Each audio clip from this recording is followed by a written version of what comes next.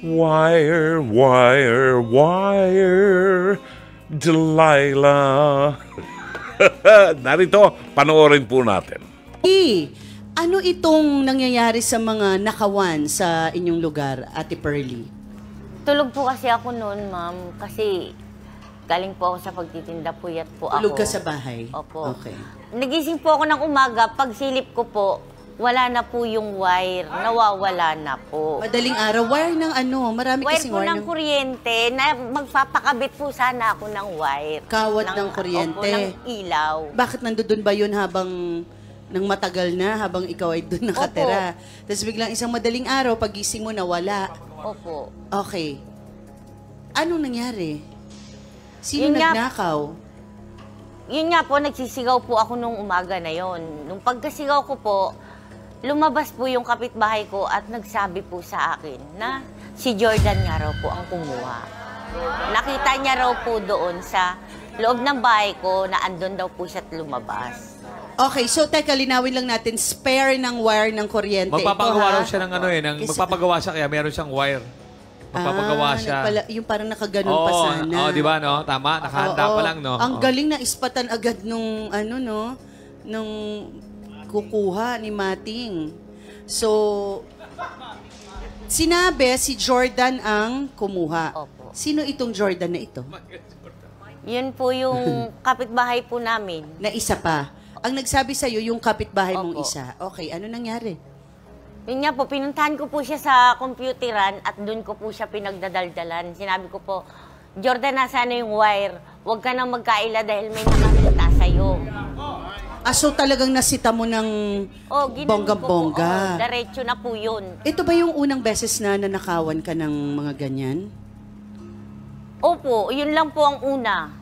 Kasi ano po talaga siya, ganun po talaga ang pagkakaano niya. Pero alam mo, Ate Pearly, mahirap mambintang, no? Pero gaano ka 100% na totoo yung sinasabi ng kapitbahay mo? Kasi po talagang record na rin po siya sa barangay eh. Ganun po ang ginagawa niya. Hindi pa rin siya, hindi pa rin siya rason para idiin natin ang tao. Record, kailangan natin ng ebidensya. Wala ba kayong CCTV? Wala po eh. So, anong ginawa mo? Pinabarangay mo ba? Pinabarangay ko po siya. Okay, so anong sabi na sa barangay? Nagdi-deny pa po rin siya na hindi raw po siya kumuha. Tapos, inano ko po siya, sinama ko po yung nakakita sa kanya sa barangay. Yan dapat. Pagkasama ko po, yun nga po, tinuturo din po talaga si Jordan na kumuha. Dahil siya po daw talaga nakitang dun sa bahay ko na pumasok ng madaling araw, 2:00 po. Agoy, Ginoo.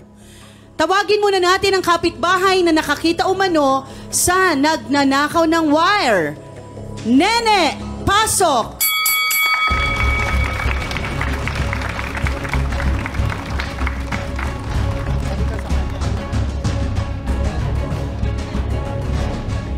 Nene, nakita mo ba talaga na si Jordan ang kumuha ng wire? Kasi po, Ilang porsyento? Nandako rin po kasi sa akin siya ng Ilang cellphone. porsyento? Mga 20 po. 20% Ay, 100 lang? po. 100%. Okay.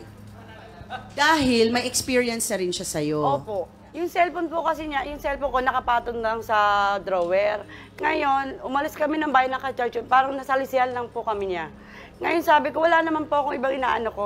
Talagang siya lang yung taong nakatayo doon. Kaya nasabi ko, 2 beses po yun. Yung nakaraang buwan po, tsaka yung bago ko pong biling cellphone.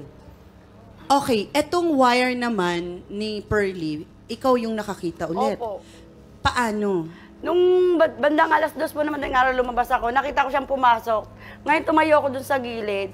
Nakita ko siyang pumasok, lumabas. Hindi ko lang po alam kung siguro sa likod niya, na may sa likod ng t-shirt niya, may nakaano siya doon. Hindi ko lang po sigurado kung wire po yun.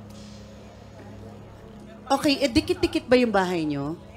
Hindi naman. Dikit-dikit naman po. Parang ano lang po. Dikit-dikit po. O pero 2:00 sa madaling araw. Kasi yung dito bakit po- ka nasa labas? Ako po, galing po kasi ako nung trabaho. Sa gulayan po kasi ako ng palengke. Ni Ate Pearly. Nanay Ruth, pasok!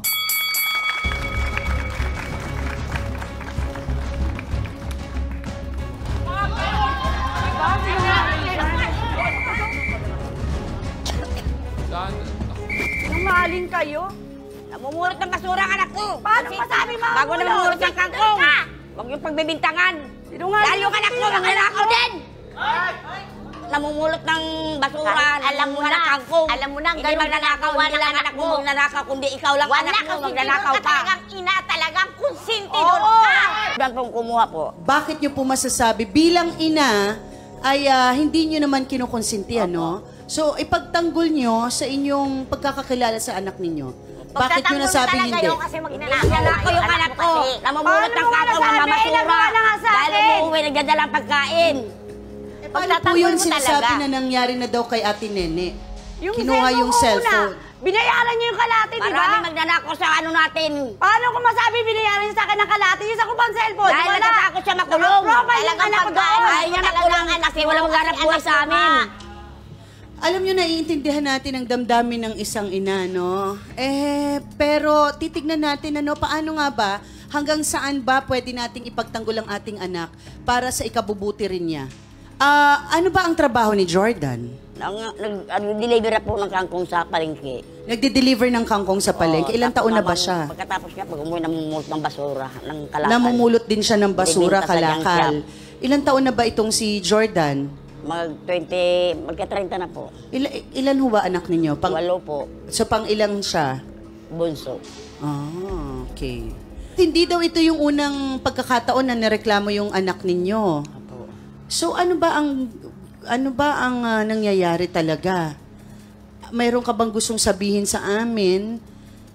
Bakit nagkakaganito? Kasi hindi naman pwedeng reklamo ng reklamo yung mga tao nang walang dahilan. Kasi po, ang alam ko po, namumulot siya ng basura, ng kalakal. Tapos nangunguha siya ng kangkong, dinideliver niya po sa palengke. Pag uwi niya, nagdadala siya ng pagkain sa amin kasi siya lang nagharap buhay sa amin. Pero nalalaman mo na pinatatawag sa barangay, may nagrereklamong Nene, may nagrereklamong Pearl. Opo, alam ko po nagreklamo sa barangay. Pero pinagsasabihan ko naman siya, huwag kang maggagalaw ng mga sa kapitbahay natin kasi nakakahiya. Alam niyo itong kasong to talagang si attorney talaga ang dapat maging chairman dito.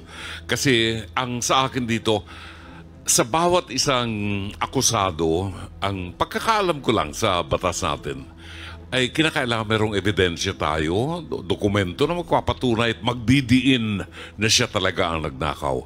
Hindi po pwedeng yung kabako lang, yung hinala ko lang. Kailangan merong ebidensya talaga na solid na magpapatunay na nakita niya, susumpaan niya na siya ang nagnakaw talaga. So far, wala pa akong makita.